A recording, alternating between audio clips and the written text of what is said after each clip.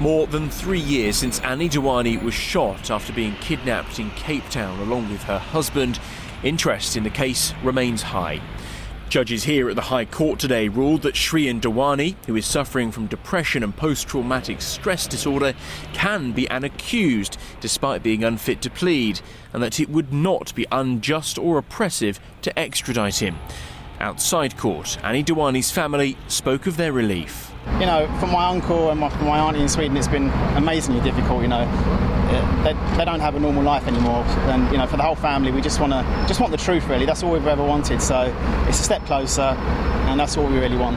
A lawyer for the South African government said it was delighted with the ruling, and it expects it will be able to comply with the court's decision that Mr. Dewani would be returned to Britain if he ultimately proves to be unfit to plead. But Mr. Dewani, who is still receiving treatment in Bristol, could now make an application to appeal to the Supreme Court. If that happens, the wait continues. But Mr. Dewani is now running out of options to appeal. The 33-year-old denies any involvement in his wife's death in November 2010.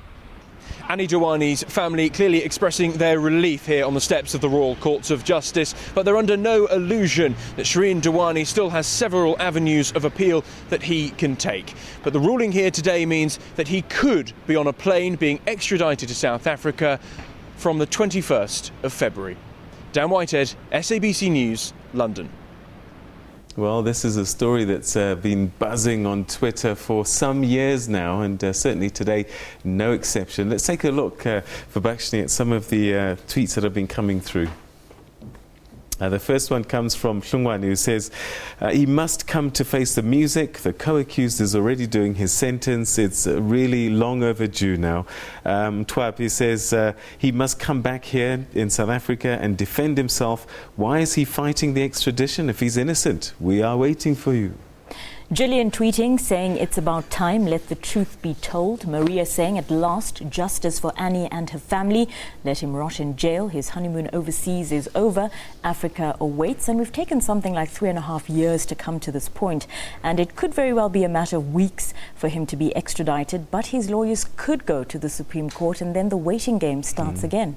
And I think they might even go take it to the European court. So this thing won't be over in a hurry. Helene says it's about the music. I hope he gets what he so richly deserves.